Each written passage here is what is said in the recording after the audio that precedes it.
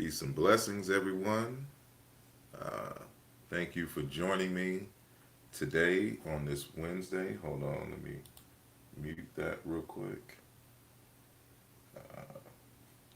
On this Wednesday, February the 27th, Black History Month, our year, the ancestors 2020.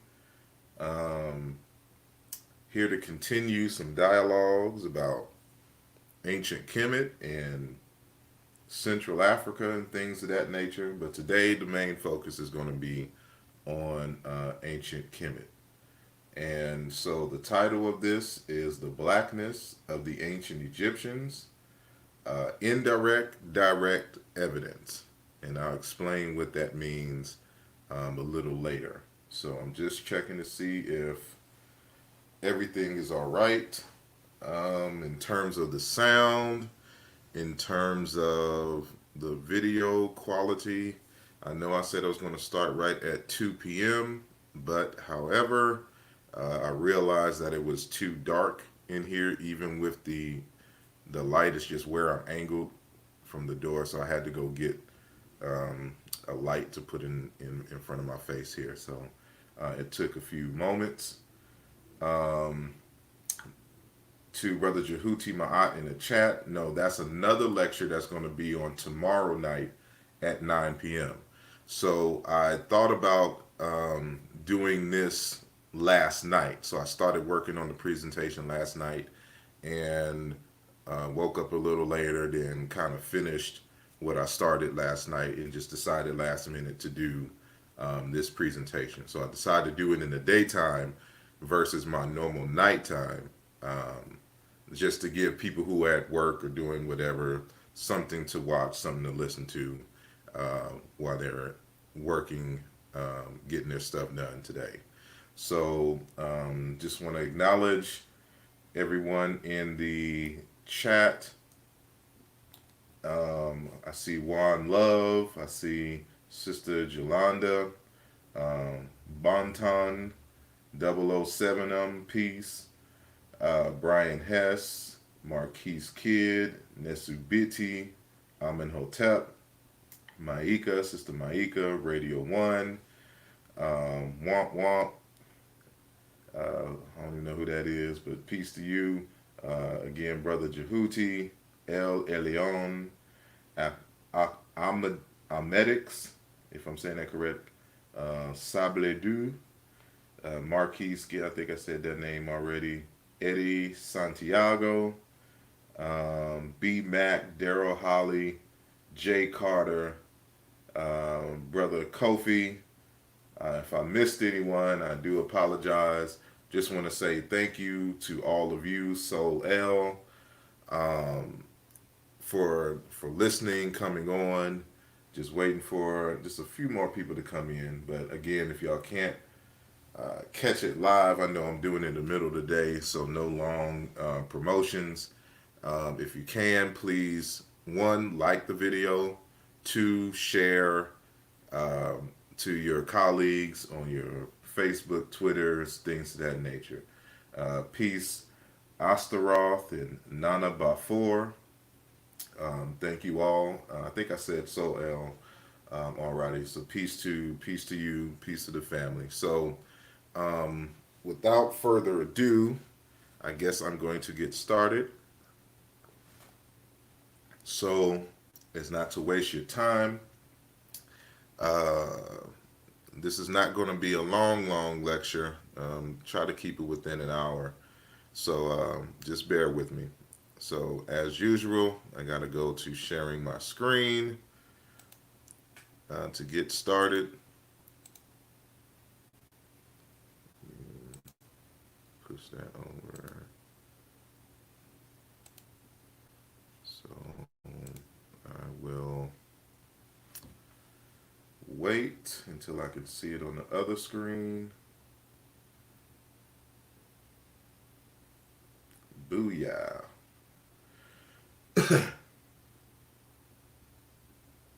Okay, here we go.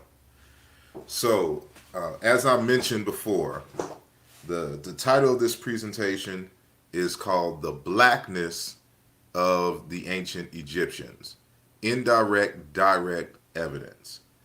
And so, as the title conveys, we are going to be talking about the blackness of ancient Kemet in terms of the indigenous people who resided in that area and gave it the bulk of its culture.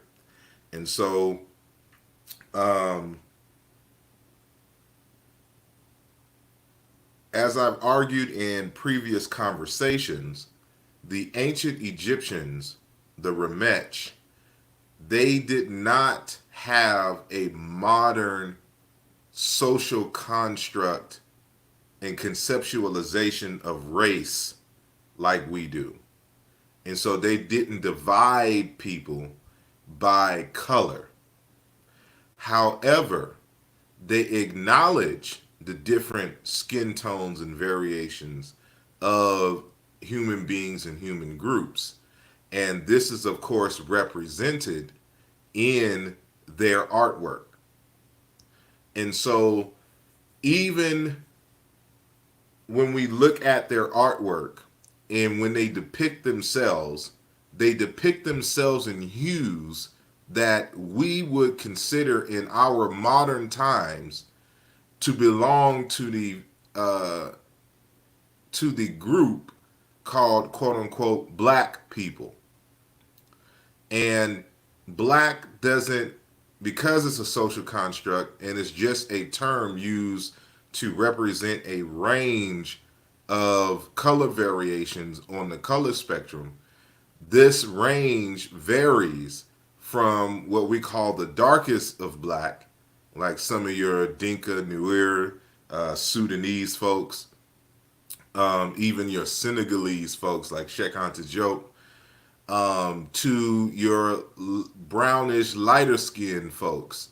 For example, to your Khoisan type people, to your Albie Shores and Halle Berrys.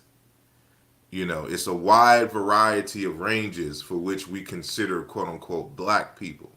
And so it's not just skin color, it is some other phenotypic variations, which we will discuss later.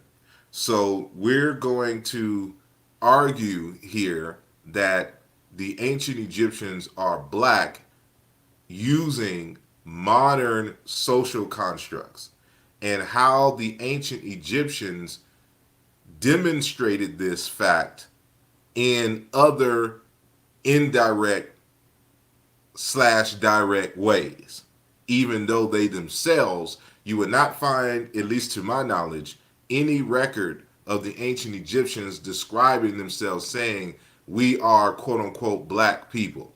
They have no such construct like that. But there are other ways in which they inform us of their phenotypic blackness that was unconscious to them. And so that's what we're going to discuss today. So, as always, unshameless plugs. If you have not already purchased this work and begin reading it, I highly recommend that you get my latest work called Aluja Volume 2, China into Religion and Philosophy.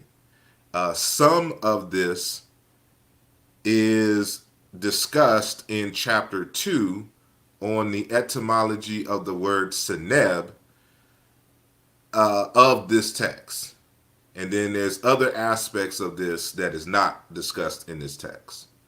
So this isn't necessarily a Aluja Volume 2 lesson, but I do mention it's a brief conversation, you know, something in passing in a larger conversation that I'm having. So, but anyway, so if you have not gotten this text, please visit my website at www.asarimhotep.com and, you know, purchase your copy today. And as always, you know, we do accept donations here. So if you like to see more of these programs, I'm working my way to do some more sophisticated programs outside of the webcam and presentations like this. So your donations help in that process. So, but either way it goes, the like and share the video, and discuss the contents and debate amongst yourselves about some of the stuff that I'll be talking about here. So, hold on one second. So, the nature of this discussion is really about how to use deductive reasoning in your scholarship, and how logic can play a role in telling the story and telling the history of a people. And so I start off the conversation by discussing deductive reasoning, because this is what we will be using in our conversation right now. So, deductive reasoning, also called deductive logic, and this is just from a standard wiki definition, is the process of reasoning from one or more statements to reach a logically certain conclusion. Deductive reasoning goes in the same direction as that of the conditionals and links premises with conclusions. And so deductive reasoning is a staple, um, a staple. Hold on, what was that noise? Uh, Hold on one sec. Let me get out of there. Okay, I'm sorry. I don't know what that noise. A noise happened here, but anyway. Um, so let me come back. So, deductive reasoning is a quintessential thing for science, and so in science, you have a hypothesis, and then you conduct experiments to either confirm or disconfirm or invalidate the hypothesis. And so a hypothesis is essentially basically an argument. And you are arguing, you're starting off your premises assuming that the hypothesis is true. And so you do a series of experiments to either confirm the hypothesis or again invalidate the hypothesis. If you invalidate the hypothesis based on experiments, then you have demonstrated that your hypothesis is in fact untrue. Um, the In deductive reasoning, you have that same thing. So we assume that our initial, argument and premise is true, and then based upon the subsequent premises and the conclusion, if they all align, then we have successfully deduced that the original hypothesis, of course, is true. So there's one logical thing in, well, I should say there's this one concept in logic called transitivity or transivity or transitivity, I should say. And you have heard me say this on numerous occasions. And the usually what I will say is another variation of what you'll see here in this top corner. So in transitivity, we would say that, for example, we would give the example that if A equals B and B equals C, then C equals A. And so this is a logical deduction. We can deduce that C and A are equal because we have demonstrated in some ways or another that B and C are equal. So since B and C are equal and B and A are equal, then By deductive reasoning, C has to equal A.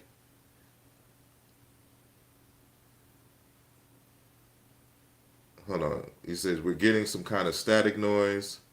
We're good now. See, I don't know why that is happening. This is the first time that's happened. I wonder if it's just the location that I am in this room. The next show I'm gonna probably do in another area of this house, and I'm gonna see if that contributes to um, the noise or whatnot.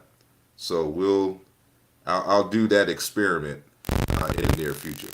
But thank you all for bringing that to my attention. Um, so to continue, so by that same logic and the same process, we can say that three, that writing out the word three, is equal to this representation of the concept three here.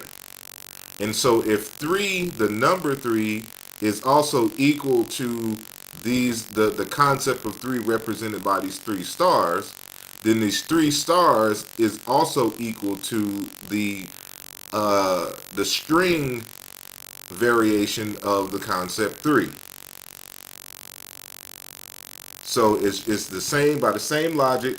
Spoken word airplane, like if we're saying the word airplane, is equal to the written word airplane. And so the written word airplane is also equal to the picture of airplane. And so the picture of airplane, therefore, is also equal to the spoken word airplane. So it's no difference in terms of me saying the word airplane or writing the word airplane or showing you a picture of the word airplane. Each three of those are representative of the real physical airplane. They're all equal. And it's the same thing with these variations of words for cows in different languages. So cow in English, I think this is German here, or koi, and then muka. Even though these are represented by different words, because they represent the same thing, conceptually they are all equal. So this is an example of this is an example of deductive reasoning. So I will continue. So for our discussion, our hypothesis is that the ancient Egyptians are black by modern social constructs, by our modern social constructs.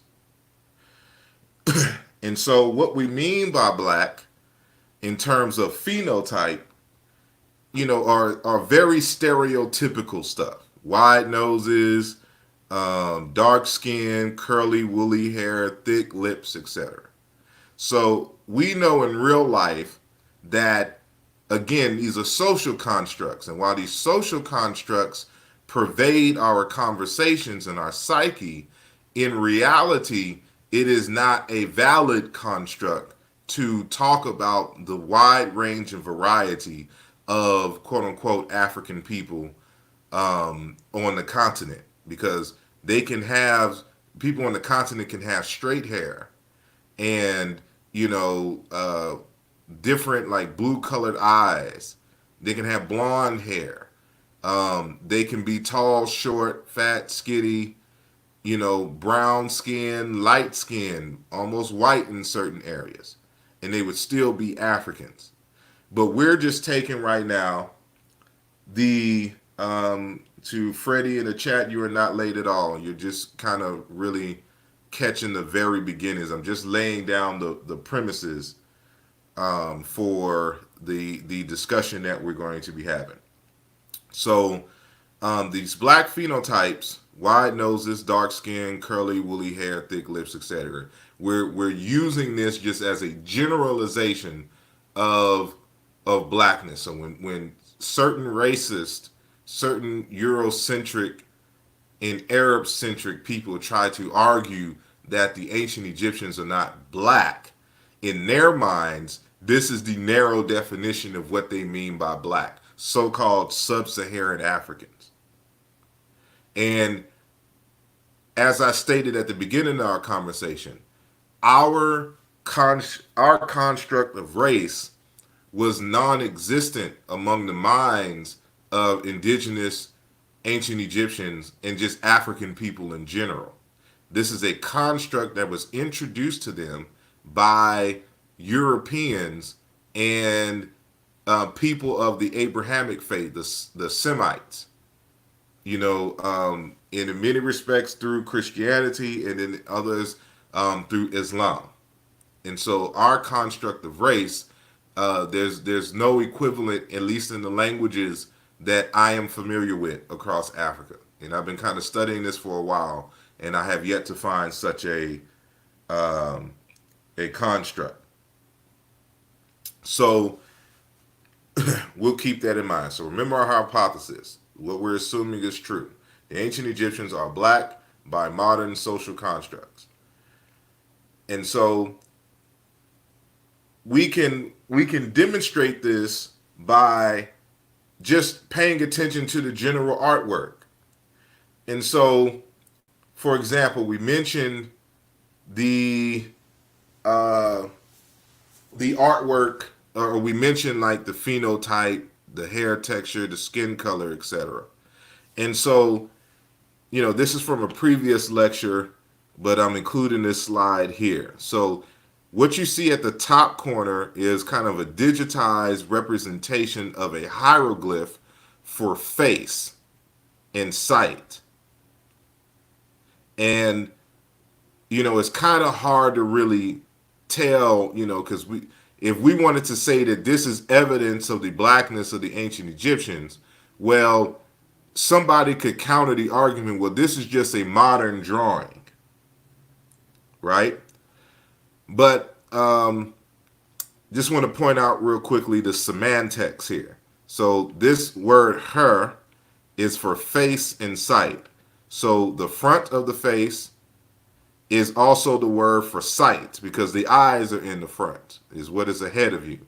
And you can see a similar semantics in a variety of African languages. Not arguing that all of these are cognates, just the semantics, that they have the same semantic mapping structure in these languages. So in Shango Le, face and sight, just like what you see in Egyptian. And actually this is a cognate. Coptic, ho, face, sight. Somali, hor, in the front, before. In the Dinka language, they have a word, nyin, face, eye, place. Chiluba, impala, face, front.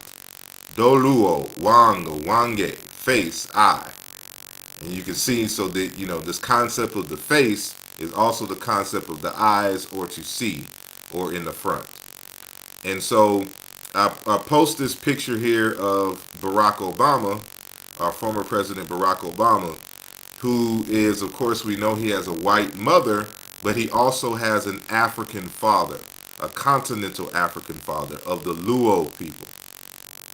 And the Luos also have, they're known for existing in Kenya, and I think to a certain extent Lower Sudan, but in Uganda, but they originate in Sudan, and over the past 1,000 years or so have migrated down into Egypt. And so some of them have been going back and forth into ancient Kemet, and now, for reasons they migrated, just like the collagen have migrated from Egypt, Sudan, into places like Uganda, Kenya, Tanzania, etc. And so you can find a video clip on YouTube of Barack Obama. And thank you, Nana Bafor. He says that in the Akan language, face is Nin Nimu. And that seems to be reminiscent of what we see over here in the Dinka language. So, we may need to do some Dinka and Akan correspondences in the near future. But anyway, there's a video of Barack Obama visiting Egypt, and he saw this hieroglyph on the walls, and you can hear him in the video make this statement. He says, that looks like me. Look at those ears, right? And when you actually see the glyph, for example, now this is a primary of the glyph. You can see that it has these quote unquote stereotypical features of black Africans. You know, black Africans from Uganda, Sudan, Chad, Ethiopia. You can see the wide nose here, the thick lips, and big ears isn't necessarily something that is defines black people or whatnot. But at least in this case, when it comes to Barack Obama, you can kind of see the resemblance in terms of the ears here. But we also have to be careful when using stuff like this, because people can argue that we're just using lookership or we're doing lookership. And so, there's other characteristics, like when you look at the dress in things, in the facial features, you can see like this person, like this is um Khafra of the fourth dynasty here. And you can see kind of a straighter nose, a thinner nose than what you see, on this representation of the hieroglyphs. And so when we go back, but we can see that there's other black Africans who have these same phenotypes. And so this is a Tutsi, you know, this is a Tutsi man from Uganda. And there's also Tutsis in Rwanda, so to speak. And so when you see these quote unquote Nimbus crowns, these aren't necessarily crowns, they're just head cloths. That's all it is. You see this a lot in East Africa, by people who are nomads usually. They wear this. And so this is a Tutsi brother here wearing this. It's the same as what you see in Kemet. So you're not going to find, actual crowns like this. All it is a cloth. It's a head cloth, is what you see here. And you can see the same beard as what you see, the stereotypical beard in ancient Kemet. So, we also talked about the hair and the skin color. So these are actual primaries that I'm showing here of Amenhotep III, who was a pharaoh of the 18th dynasty. And so we can see right here a Beha brother from Northeast Africa. On the fringes, you can find them in Egypt and also on the fringes along in Sudan and stuff to this nature. And you can see this is almost an exact replica, of this modern brother with Amenhotep III. And so Amenhotep III may have Beha ancestry, and so we see the way that the froze are drawn in Egypt, that this could not be representative of any kind of Arabs or any kind of white folks or so-called Jews. They were very deliberate in how they depicted their hair and even their skin color. And so just by looking at the photos and representations of themselves, you can see that these are quote unquote black African people. You can still see the thick lips, all this. Again, remember, these are primaries. These are not redrawings that I have here. These are photos of the primaries. So so I haven't released it yet, but I have some conversations coming up in the future asking the question, was Buddha African? And when you look at some of the representations of, Buddha and things of this nature, we know that, these things here are like shells uh, on the hair or whatnot that's supposed to represent certain things in the tradition. But it's equally arguable that that inspiration for using the shells was the African hair of the people. And you'll see that there's certain things, there's certain dress and jewelry that you'll find in places like India, Thailand, etc., that you find African folks wearing. And, in that discussion, I talk about early trade between East Africa and India, which is going to be very important. But I bring this here, to also look at the ears and the piercings between this Maasai man and this Buddha from Thailand.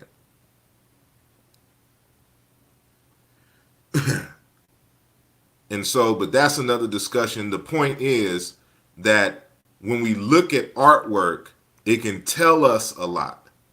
But knowing certain scholars and certain critics, they would argue, even if it's unsuccessful, that we are just doing lookership.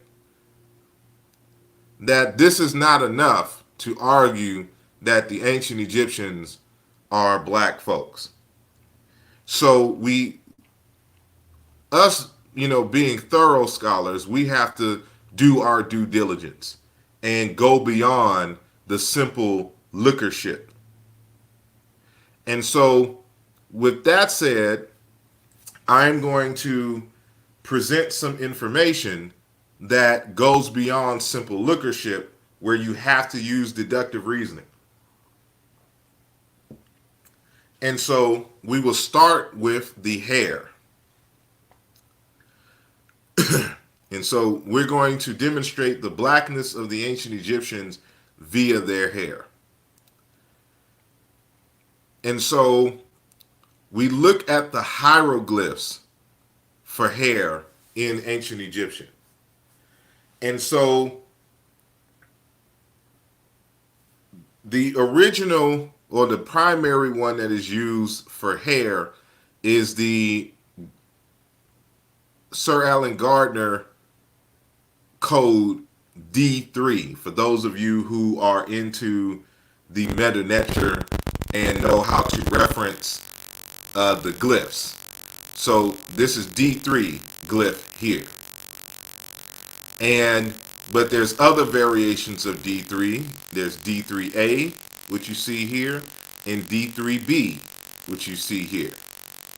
And so all of these have in common is harder to see on this glyph, but it's easier to see on these, that the design for the actual glyphs themselves for hair has these coils at the end. These circular ends, these knots, so to speak. And even here you see the coil is not straight. This isn't straight hair. This is coiled hair with this big coil loop at the end. And so on the right here we see this representation of a native Egyptian, and you can see the coils. You can see D3B, D3A, D3 in the actual representation. So this is a larger representation of these three glyphs here.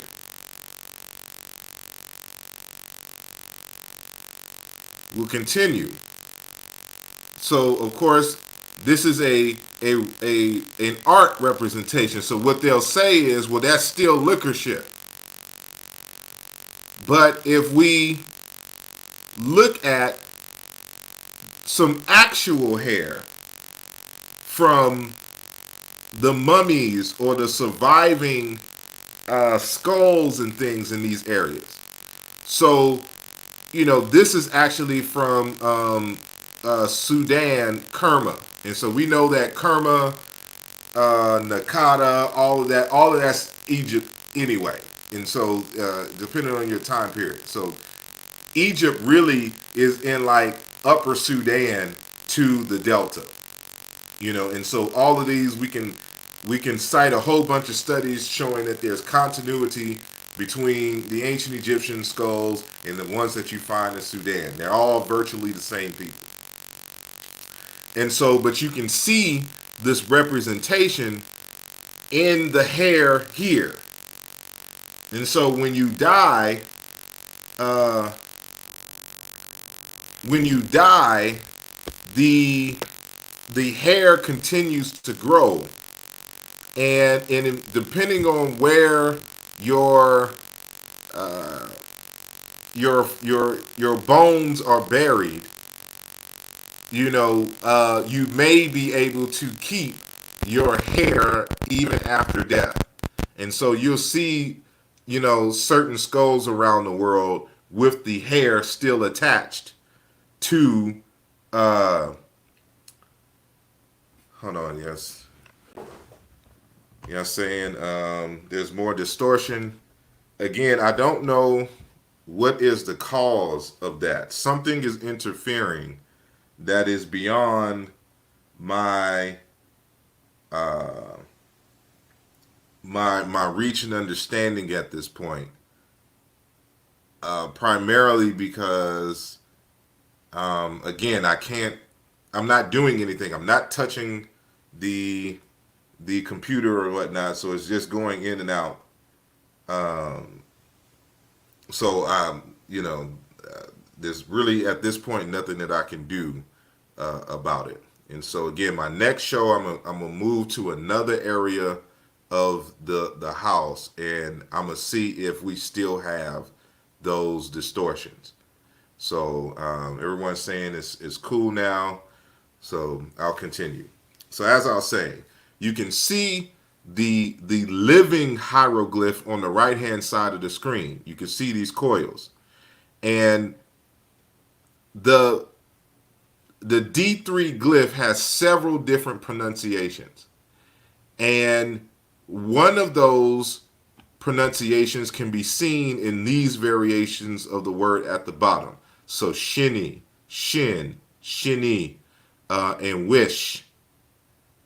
And so these are, and you can also say Iwin, but we'll get to that a little later for this hieroglyph. So this hieroglyph has these pronunciations. So when you say Shin in Egyptian, it can be representative of the hair.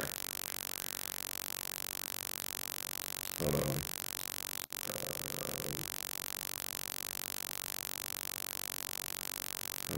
Hold on one second.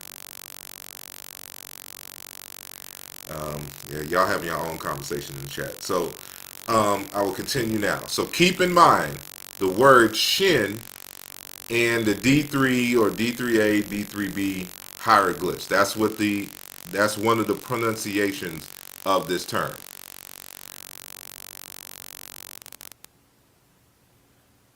And so the buzzing is coming back. Again, I don't know what to say at this point.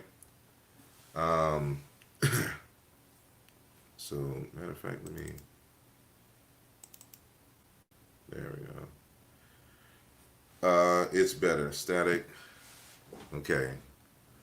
Yeah, I don't know what's going on here. It stopped, Brother Sar. Is it the headphones causing interference? I'm not wearing any headphones. Normally, I would wear headphones, but they said when this happened before that I was getting the setting, so I thought it was the headphones, and so now I'm just speaking regularly into the standard mic. So again, I don't know. I'll have to experiment at another time and see what is going on. Matter of fact, I'm just going to move to another area of the house real quick, but I won't have access to the chat, which is on my other computer. So y'all just hold tight for a second. I'm gonna be talking and walking, and y'all just follow me.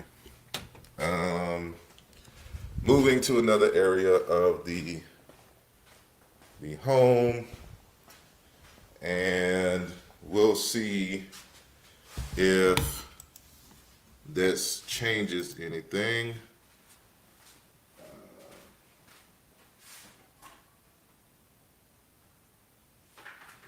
Yeah, I am going to. I can't see the chat right now, so I'm turning my phone on, but let me just go here real quick. So let me see. Let me see the chat.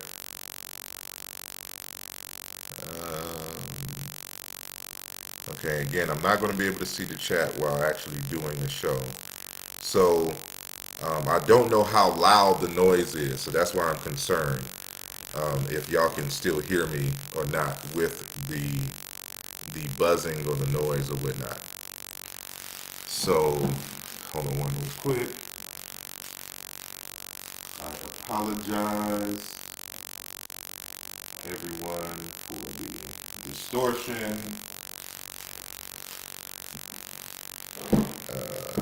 Let me go online to my YouTube page, and so while y'all are chatting, I can't see the chat right now, and so I'm doing a little bit of stalling. I want y'all to let me know in the chat. I'm coming across my page now. If y'all can actually still hear the buzzing. So I've moved to a different area. So I'm trying to see if it's something interfering in the area. So I see Sister Jolanda says, continue, we can hear you clear. Let me see. Say it's worse. It must be your computer you're on. No, I've been on this computer. It's fairly new computer, and so when I've used this before in other areas, I've never had this sound. So I think it's the area that I was in. Let me see. Good to go. No more buzzing. So okay. Well, I'll continue to look periodically for this buzzing or whatnot. So everyone says we are good. Okay, I will continue with the lesson. So let me go back a little bit and recap. So as I noted, the word Shin is associated with these hieroglyphs here. And you can see, hold on one sec. You can see the living hieroglyph in this skull representation from Kerma in Sudan. And so you see the curls, you can see that D38 really represents this type of hair texture, and among that group. And so remember, there's a continuum of the ancient Egyptians from the Sudan all the way to the Delta in ancient times. So as I discuss in Aluja Volume 2, the word Shin, or this consonant sequence Shin, derives from the KM sequence. And so I hypothesize that there's a word, that there used to be a word hair, a kim hair, in the ancient Egyptian language, because when we do the internal correspondences, we can see that the KM sequence corresponds to the sh in sequence. And so we see Kimi, a snake, Shinich, a snake, and this ch is a suffix, and we'll demonstrate that later. Kim, a vessel, Shini, a vessel, Kimiyit, cattle, Shin, relating to cattle, Kim, to perform, work, Shini, a workman. Kim, to pay. Shinu, tax audit, tax. Ekim, shield. Shin, to block. And for those who would assume that the Kim glyph was a crocodile tail, we at least have Shin, crocodile. So based on this, we know that we should have had a Kim hair in probably pre-dynastic, in the pre-dynastic Egyptian language, and there was a sound change in one of the dialects where Kim became Shin. So this is going to be important. Remember our deductive reasoning thing, and that is that if A equals B and B equals C, then C equals A. That's a transitivity in logic, in mathematics. And so in the same way that we did the comparisons here of the KM sequence to Shin, so Kim equals A and Shin equals B. And so B, which is Shin, now equals C, which is Neb. So Shin, to block. Inebet, lock, fortress.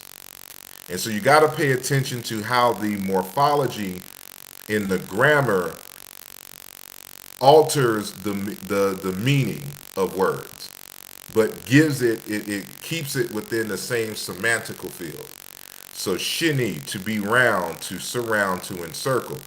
Inebet, a fence. So a fence is that which surrounds the house. Shini, a vessel. Nebet, a vessel. Shini, a tree or its fruits. Seneb, a fruit tree and its fruit. Shinu, robe, rope. Seneb, cord, twine. Shini, a workman. Neb, creator, builder, etc. So we can see that there's three different dialects here. Kim, Shin dialect, and Neb dialect. And so A equals B and B equals C. So C must also equal A in terms of the consonant values. So this will become important in a second. So know that in this dialect, the Neb dialect or dialect C, the B sound in between two vowels can become the W sound. So that's what you see here.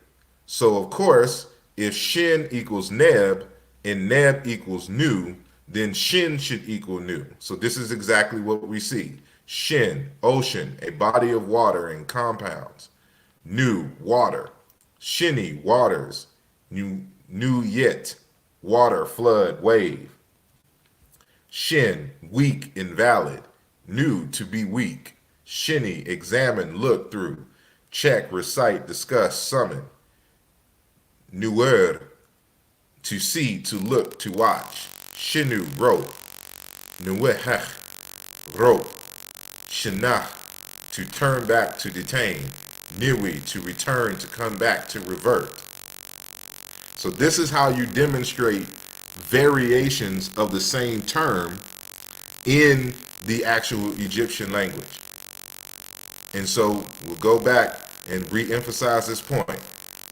A is Kim, B is Shin, C is Neb. And so A equals B and B equals C, therefore C equals A. So we just demonstrated that. We provided the proof of that. So we got to understand that the word for hair in these variations derive from a word for coiling, to tie and to wind up. And so that word neb, to tie, to wind up, unwind. And we can see that in this dialect of ancient Egyptian, they have to add certain suffixes to bring about certain other meanings. So we have a D suffix, to wind around, to coil. Then we have D plus T, plait of hair, tresses. And then we have the nasalized uvular trill here, and the word for wig, hair of a wig, braid. And so notice that the word Nabet, it has the hair glyph here behind it. So that same D3 that has Shin is the determinative for the word Nabed, for these variations of to wind around, to coil, wig of hair. And so they're telling you that the hair is defined as something that is twisted, that is curled, so to speak. And so when you go back to these words here, for example, you'll see that a number of them derive from that spinning concept. So shinny for hair derives from spinning. The same thing with the snake. And it's possible that even the word for vessel derives from a spinning. And so this circling, spinning gives us the word for fence and the word for rope and cord and twine. So you can see that all of these concepts are built from a common root. So even in this variation, rope. So keep this in mind. So even in the Chiluba language, we have these variations. So in Shinu, the word is circuit, circumference, to be round, to surround, to encircle. Shinu, rope. Again, this concept of spinning, twisting, circling is the fundamental root that gives birth to all these other variations. And so it's the same thing in Chiluba Bantu in the Democratic Republic of Congo. And so they have the word shinga, thread, spin, braid, mushinga, braided rope. And so as I noted before, in the pre-dynastic Egyptian, given the evidence that we have shown earlier, there must have been a kim word meaning to spin, twist, thread, or circle, that it no longer existed in the Old Kingdom writings and the Middle Kingdom writings because of the sound shift. And so, but it still remains in the Chiluba language. It's kuma, spinning, making thread, making fabrics, weaving. And so the idea of the curls and the way that the hair was of the Egyptians looked, to them, it reminded them of weaving, because they used to weave their hair as well and braid. And I should have found I forgot who it is, but you can see some of the representations of the Egyptians with dreadlocks. So with that said, again, we can see in the mummies the coiling of the hair. We see the shin of the hair. And so this is from the tomb of Mahi Peri. And so this is from in the Kemet Journal, summer of 2017. And so this is a picture of this African queen. And so, when the lookership is supported by the other internal evidence, then we have a stronger case. And thank you to Kiri LT for your donation. And so we can see that same photo again that we showed earlier. You can see the coils and twist, and you can see this in a modern Beha male from the Sudan. And notice, saying the way that the nose and lips are represented by these folks. So these are ancient Beha people who are now Beha, who are actually ancient Egyptians.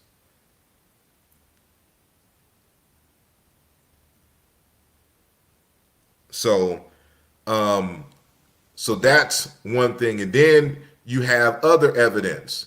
And so people try to knock Herodotus on certain things, and in certain things they are correct. But the Herodotus has met ancient Egyptians, and this is what you can find in the histories, book 2, section 104. And we should be familiar with this quote by now. It says, "For it is plain to see that the Colchians are Egyptians. And what I say, I myself noted before I heard it from others. When it occurred to me, I inquired of both peoples, and the Colchians remembered the Egyptians better than the Egyptians remembered the Colchians. The Egyptians said that they considered the Colchians part of Sesostris' army. I myself guessed it, partly because they are black skinned and woolly haired, though that indeed counts for nothing since other peoples are too. But my better proof was that the Colchians and the Egyptians and the Ethiopians are the only nations that have from the first practiced circumcision." And so he's grouping these people together, the Colchians, the Egyptians, and the Ethiopians. So remember that the Ethiopians are the people from Sudan, modern day Sudan, not modern Ethiopia.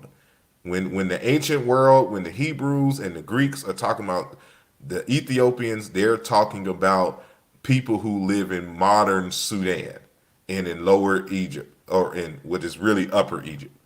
But in our modern day, the southern part of Egypt, those are the Ethiopians.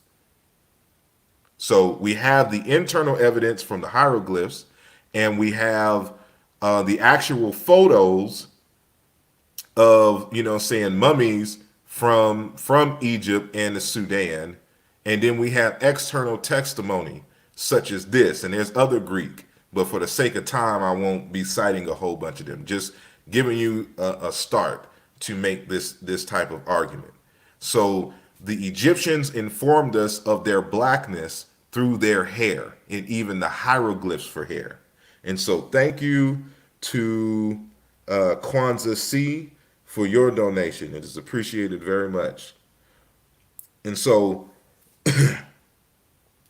we will continue with and this is something that we don't think about as well. So remember that the word Shin is a word for hair, but it's also different variations. There's a word, because we don't exactly know the vowels, but we know at least the consonant sequence. So there's a Shin also for tree and Shinu for grass. So notice that you see the hair glyph, in the word for grass. But pay attention to this word over here on the right hand side. And that is shinta or shinter. And that is the word for plants. But this literally means the hair of the earth. And so when they're talking about plants and trees, shinta is the hair of the earth. But why would plants and trees be considered hair for the ancient Egyptians? Because when you look at it, it looks like hair. So, we can debate the palm trees, but all of the other vegetation that we see, and these are actual photos from Egypt, of Egyptian trees and shrubs and plants and stuff to that nature. It has the texture, it has the woolly texture of the hair of the people who live there. So, this reminds them, the trees remind them of their own hair texture. And so this is why they reference the plants and the trees as the hair of the earth. Shinter. So so now we're going to talk about the skin color. And thank you to Bantan 007 or should I say Should I say 007 or 007 as I'm pronouncing it? Let me know in the chat. So uh, so now we're going to demonstrate through deductive reasoning the blackness of the Egyptians via skin color, as it is depicted themselves. So we have here representations of various skin tones of the people of Egypt and the surrounding peoples from the Sudan and things of this nature. And thank you to Okay, I would say So thank you to Medics82. It is very much appreciated, your donation. Here we can see that these representations that you see on the walls of ancient Kemet can be found natively among these weren't based on their imagination. They didn't imagine these people. They didn't imagine these skin tones. So we can see this range of skin tones from what we would consider a chocolatey brown, a reddish brown, to a dark pitch black. And this sister on the right is kind of intermediate between those two extremes. And so we can see the dark color of the Egyptians, at least in this representation of the army. So not only you can see some of these people have wider noses. We can see their afros, and of course their dark skin. And so these are representations of stereotypical Africans. So now when we look at the image on the left, we can see the stereotypical thick lips, the wide nose variation.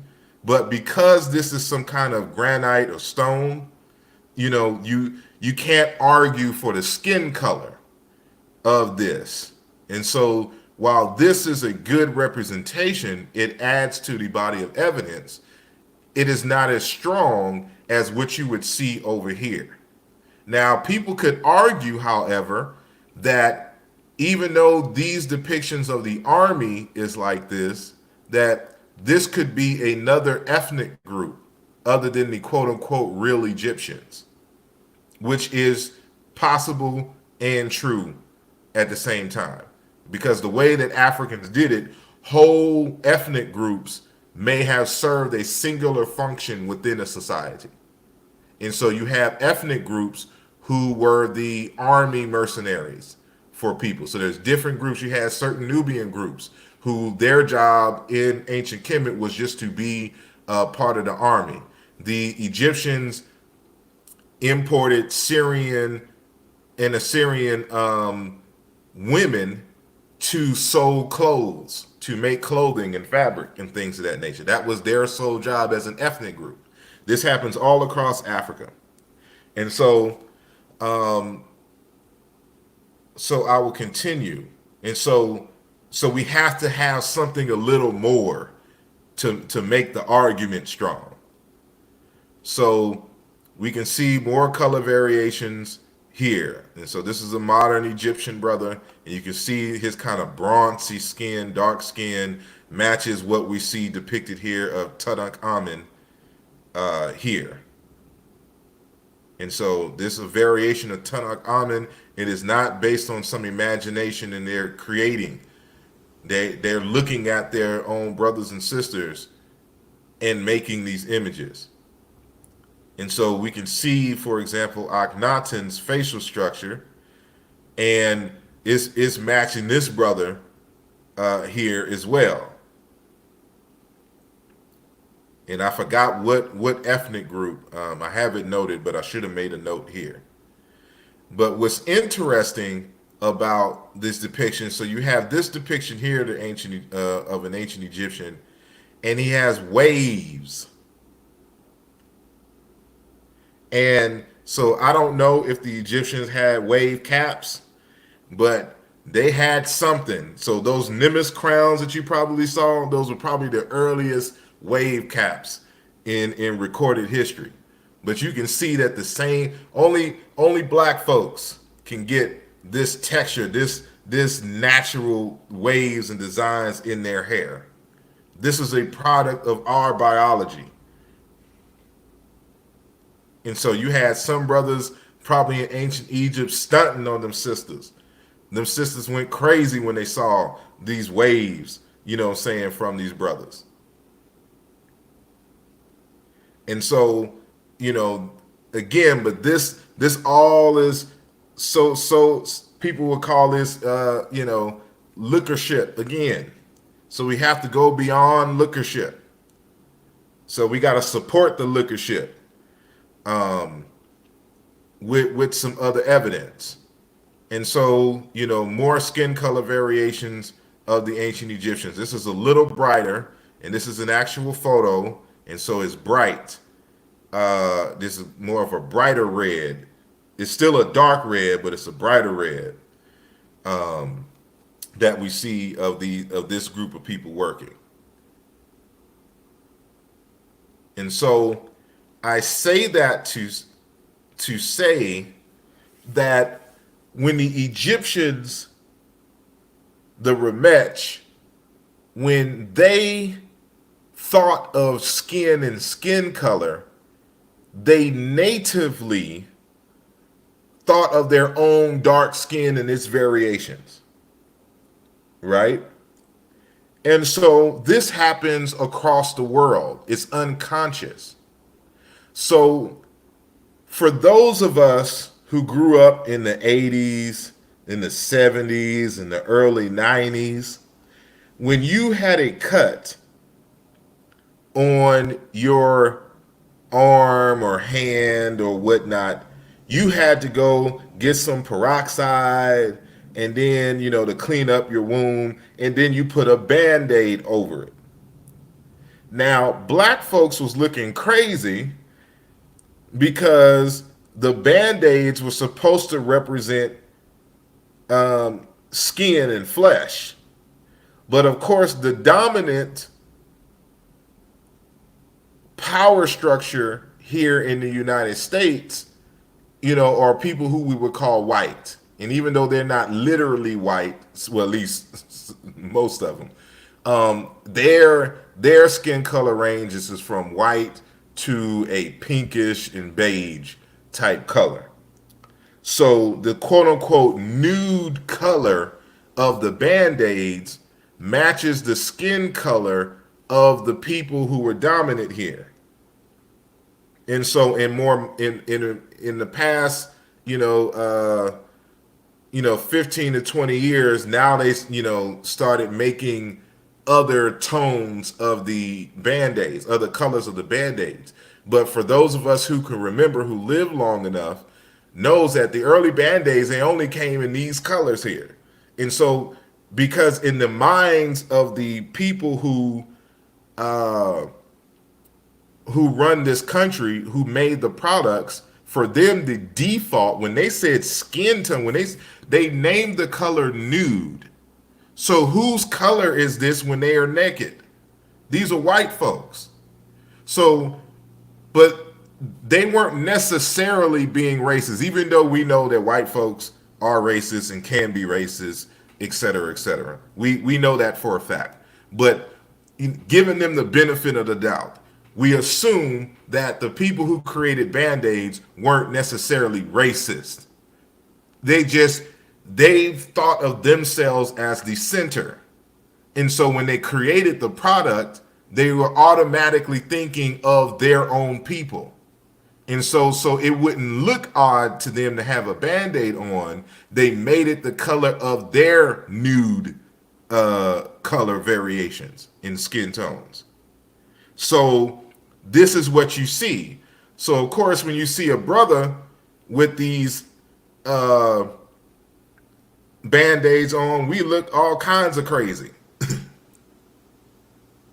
But notice that there is, and I think this actually may be Photoshop on the right hand side. But you would see if the band-aid here was made in the color of the brother here, it would be harder to detect. So this is what a natural skin tone for a black African would be in terms of the band-aid. But this is the standard color of a band-aid, here in the United States.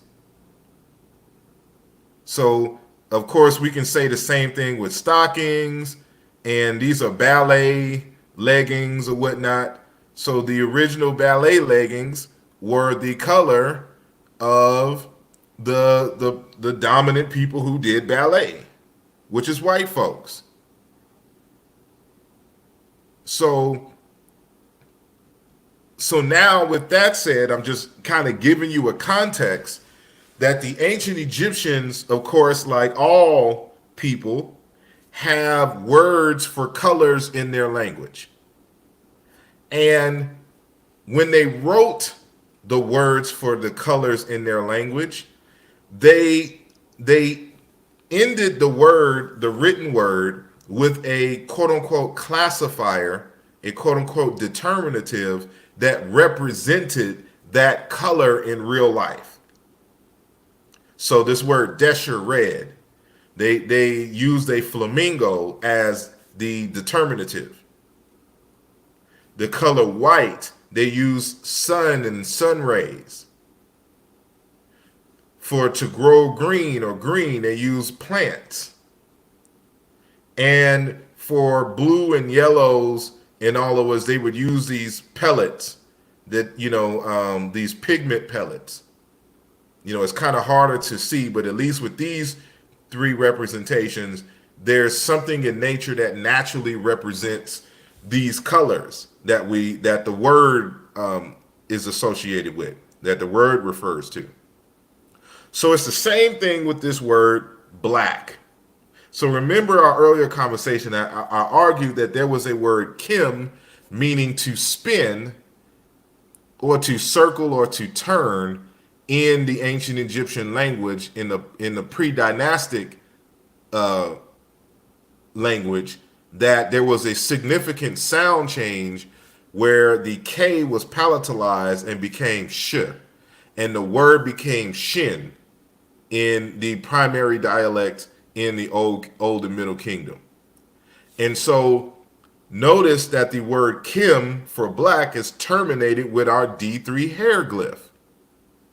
And so, as I argue in Alluja Volume 2, that there was a word kim meaning hair in the Egyptian language that fell out of use in the Old Kingdom. And we can demonstrate this fact. Oh, well, I'll get to that in a second. So, as I stated, the word, the glyph, the D3 glyph, is shini, wish, and shin in terms of its pronunciations. But it's also iwin.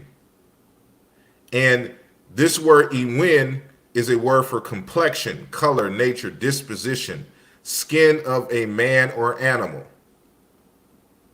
And there's another variation of the word iwin, character or reputation.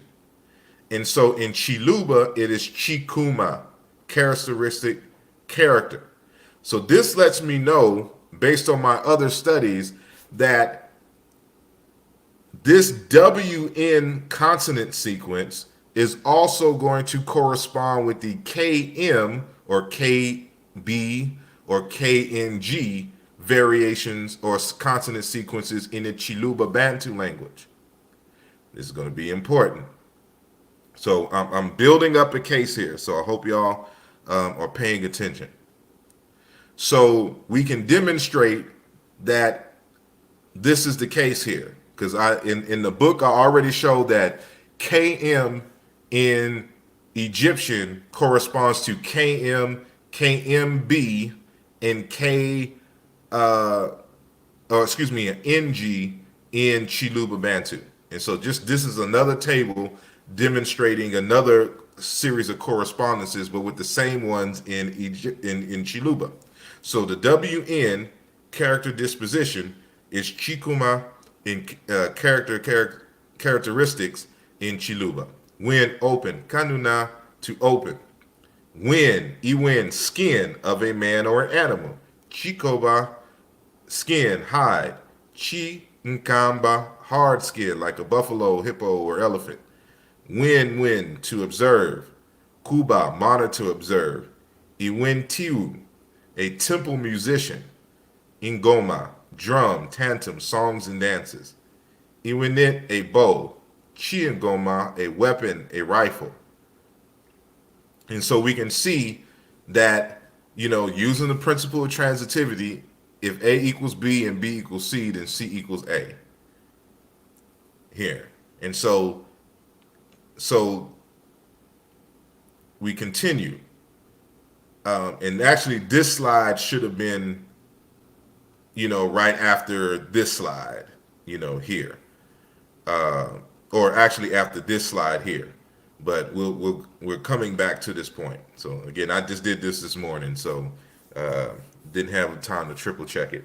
So there's a series of names in the Egyptian language that are written here, and so this D3 hieroglyph, I demonstrate and prove that it was pronounced Kim at one time, and you can see that in these names here. This means personal name right here, and so Biba Kim, Behez Kim, and so B Kim, Behez Kim. These are personal names. So this shows us that Kim is the proper pronunciation of the D3 hieroglyph, in which explains why when I'm going to show it again. Let me see. No. Let me go. Well, I have to go way back up. So remember that Kim and Shin correspond. So there was a consonant shift in the language. So Kim equals hair, Kim hair, which we just demonstrated and proved, and Shinny hair. And so since Shinny is also cognate with Neb, the various words of Neb and hair are also cognates. They're the same thing. And so since Neb and Wu or Nu are cognates, they're the same thing. So this is how we know we're dealing with different dialects here. So but we're dealing with skin color here. So we're not dealing with the coils of the hair. We're dealing with skin color. So remember that this glyph in Iwin deals with complexion, color, nature, disposition, skin of a man or animal. So, and we proved that here in Chiluba with Chikoba, skin, hide, the same word. So now we pay attention here. So remember the stuff that I was saying. So these are, doing a quick search for words for skin in the ancient Egyptian language. You have this word ber, leopard skin, knit, skin, hennet, skin, hide, which this is basically a variation of this word here. Shidu, skin, water skin, temerwit, pocket of skin, medical. Inim, skin of a man, hide of an animal, skin color. Iwin, character, reputation, color. And so I should inform you that this word Iwin is the word Inim. The consonants are backwards, or the consonant shift is called, excuse me. Excuse me. The consonant shift here. So Just like how we showed earlier, how when the B is in between the two vowels, how it turns into W, so does M. So this is a characteristic of labial sounds. P, B, M. Those labials, when they are in between two vowels, they can weaken to become W. And this is exactly what happened here. And so they switched around. It's a process called metathesis. And so by way of metathesis, these consonants were switched. And so the skin of a man. So what I want y'all to pay attention to is notice that when they're talking about skin and hide and stuff like that in general, they use this cowhide hieroglyph at the end, right? But when it comes to the human, the skin of a man, what hieroglyph are they using? They're using the D3 glyph, because the D3 glyph is the word not only for hair, but the word for black. And as I discussed in Illusion Volume 2, the word for black is a derived word in Egyptian, which comes from the word for hair. And this word hair, as we just seen, derives from a word meaning to spin, to weave, to circle, to coil, etc. So from the notion of spinning, coiling, twisting comes the word for hair, and the word for hair becomes the word for black in the ancient Egyptian language. And so why would they because they could have just used this glyph, and they do in other variations. But this is the primary variant of the word, enim. And they're using this skin of a man, black, here. And so this blackness ranges from, kind of a dark brown, reddish brown to a pitch black in the ancient Egyptian language.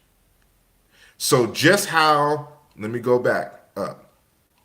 Just how you see with the band-aids here, the band-aids are defaulted to the color of the people, who created the band-aids, the color of the people who dominantly use the band-aids. And so they're not thinking consciously of anything necessarily racial about this. It's just a natural byproduct of being who they are.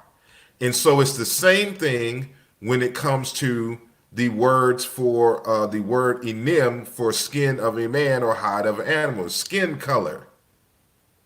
And so the default skin color for them was that dark hue, that black, that Kim. And so when you combine the evidence via the hair coiling and the skin colors, which we saw on the actual reliefs, combined with this other internal evidence, this is the direct, indirect evidence for the blackness of the ancient Egyptians. So, of course, when we see the representations, we know that this isn't by accident. We see these Middle Kingdom, carvings, these reddish brown and things of this nature.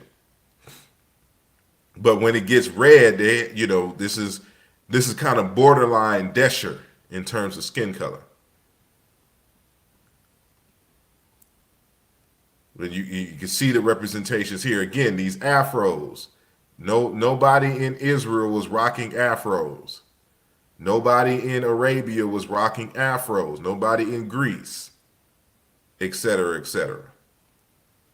And so, we see this light skin for women. They would depict women in this yellowish color, and the men primarily in this reddish color. So there's a symbolism going on here that has yet to be fully understood.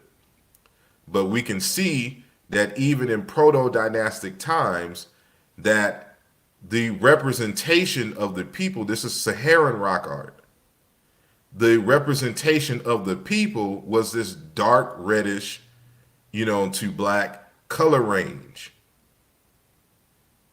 And so when these people from the Sahara moved into the Nile Valley, they brought that same color scheme with them.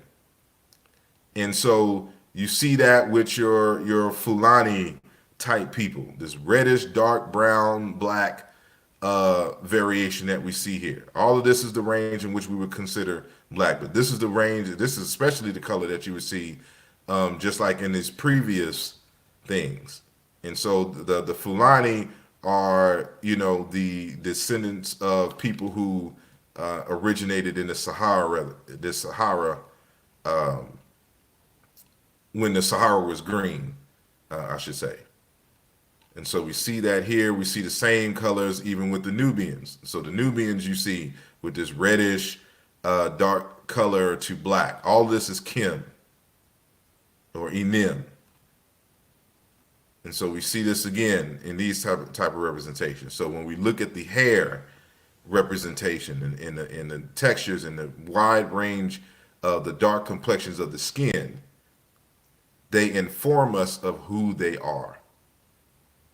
And so that ends my presentation. And so I thank you very much for listening to my rantings, and I will end it, and I will see if y'all have any questions. And if so, we can answer some questions and things of that nature. So I appreciate, again, everyone listening. I'm trying to catch up now. I don't see, and just for the record, since I have been, because I just been going back and forth as far as the chat, so if I miss anything, I apologize. But for those of you who've been listening and paying attention, the noise or the buzzing or whatnot, did any of that occur when I moved to this location of the house? So please give me a yes or a no if you heard the buzzing or the static or whatnot when I moved to this area of the house. So I know it's going to be a time delay, so I'll just kind of wait. So it was yes. Okay. So did it well, Kwanzaa C said it stopped. So no, it didn't. So one person said yes, and everyone else is basically saying no, it didn't happen. Okay, so I'm thinking that there's some kind of static interference.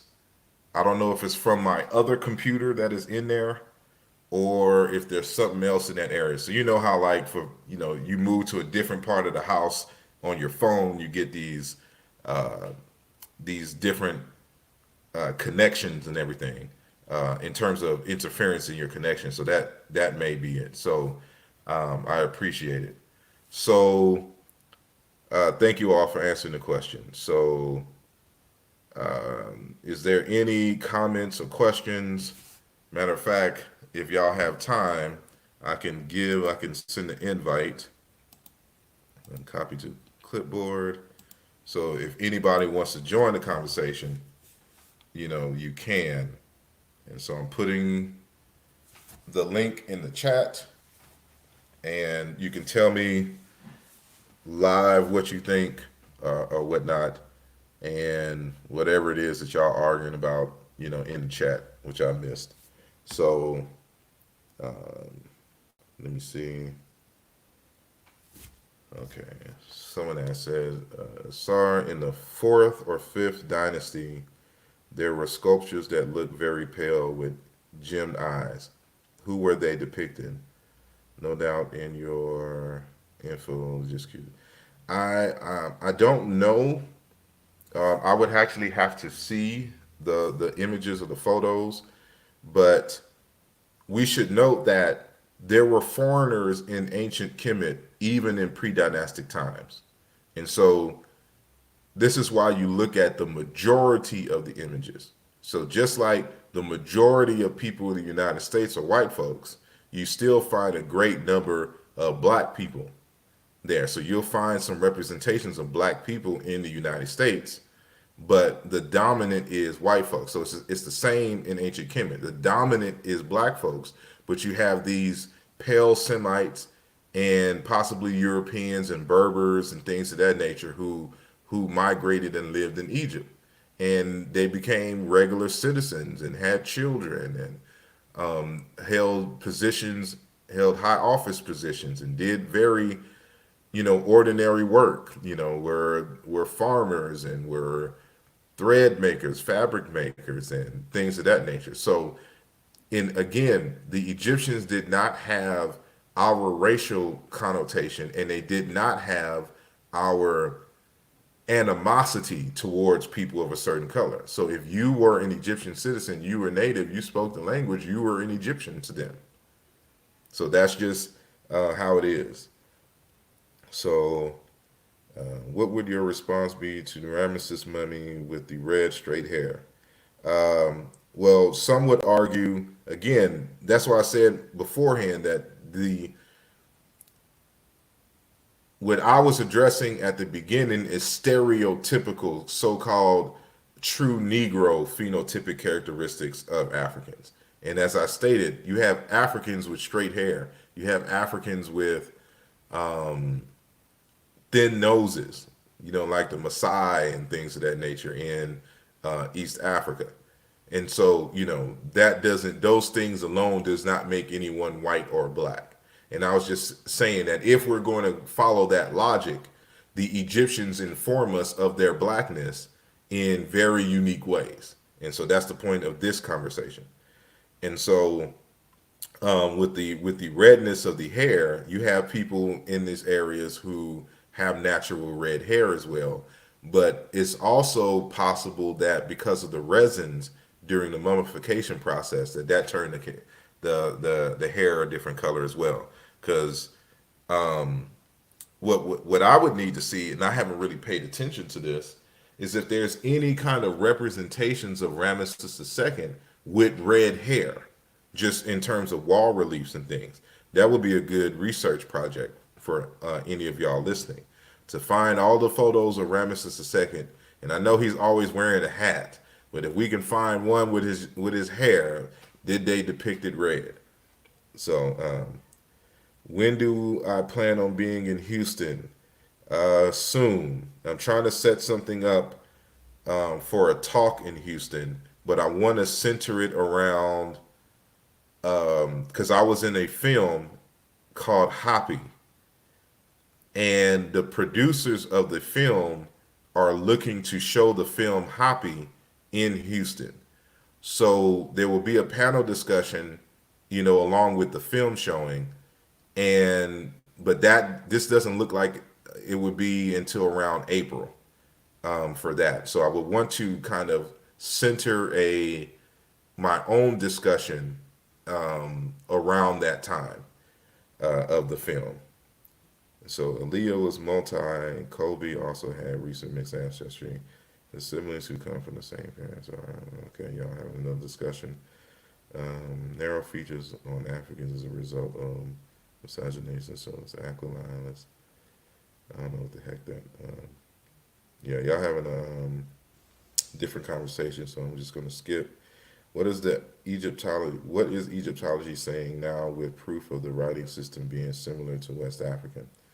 I don't know. Sorry, is black people with straight black people with straight hair, are they Negroes? Yes, and so hold on, we play all day. Yes, some Africans have straight hair, as I stated already. They use henna, and they still do today. My son has red hair. I saw when and why did they wear wigs? There's several arguments for the wearings of wigs, and some is just for style and beauty. Some may have had, because they shaved their head bald to keep certain diseases that are kind of prevalent when you live in a sand environment, in certain types of bugs and things of that nature.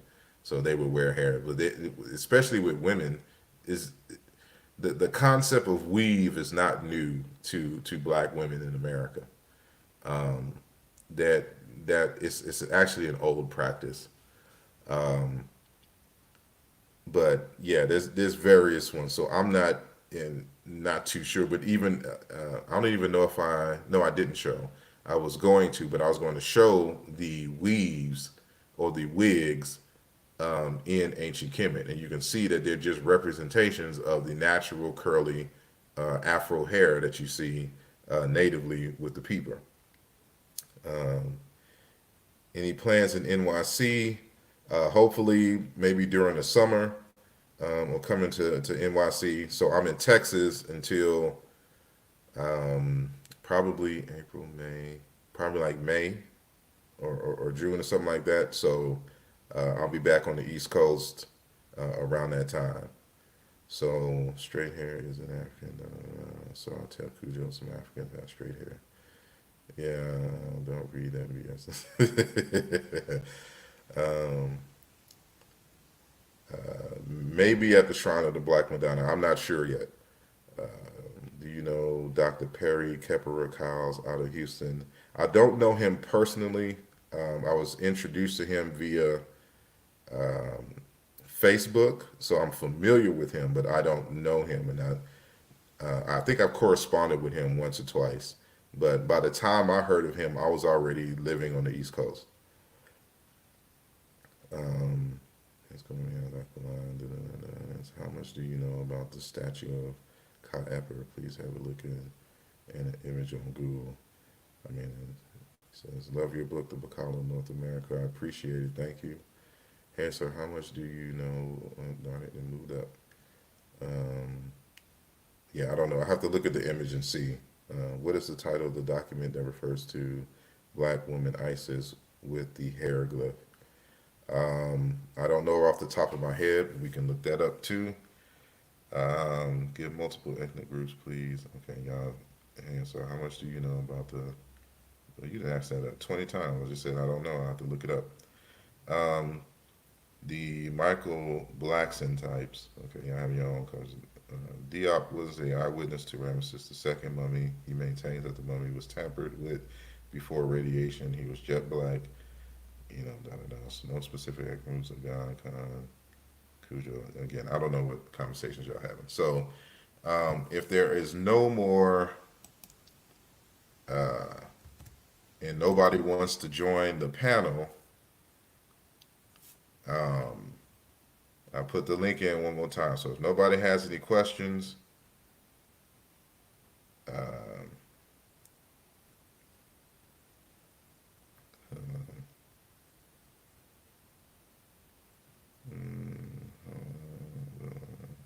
peace. And you Sarah. So yeah, so what's your thoughts on what's your thoughts on the identity of being called Afro American? I personally don't have too much of a problem with it. I understand what they mean because the early Africans who came here, they called themselves African, but they wanted to emphasize their American citizenry, and so this is where you get African American from, and then Afro American for short. So this is one of the reasons why I came up with the term Bacala, which I've now changed to Incala or Incole. So an update of that book will be in the near future. So um, yeah, you're just typing anything. Yeah, thanks, brother. No problem. Um, yeah, there's no other questions, and nobody's joining the panel. So with that said, I do appreciate everyone for listening, and yeah, no more chat. So I don't know what else is going on the net.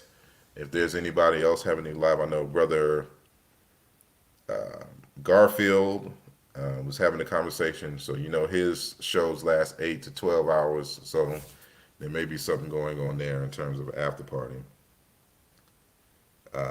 Yes, I will give updates about the movie showing in April. So we're at the beginning stages of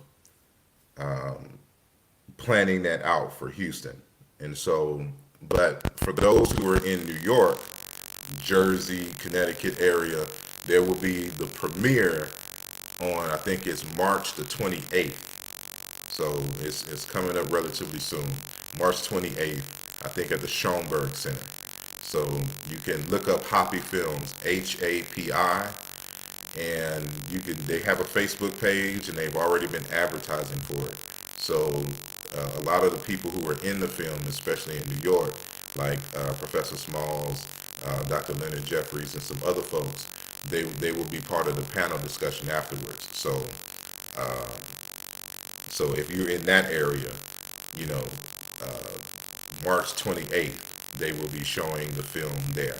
And so, but go. I know they have a website, so I don't know if it's hoppyfilms.com or hoppy.com, but you can look up the Hoppy documentary on Google, and hopefully the site comes up. But if you're on Facebook, I know that they have a page for it, and so you can also get updates there.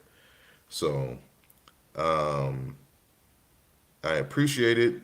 I appreciate everyone for listening, and I will holler at you. Oh, tomorrow. Tomorrow I'm going to have a discussion on the Negro Egyptian language family.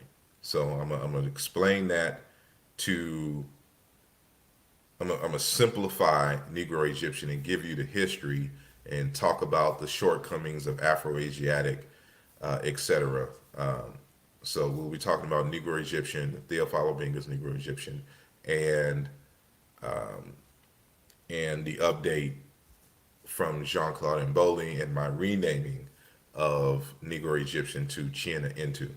And so that's going to be a long, full lecture on tomorrow night. So that's going to be 9 p.m. Eastern on this same channel. So you can go to my page, bookmark it, set a timer, set a reminder for yourself so you don't forget. So yeah, that's all I had to say. So peace and blessings to you all. Thanks to everyone who has donated for today, and I await your feedback and keep the conversation going. So, all right, peace.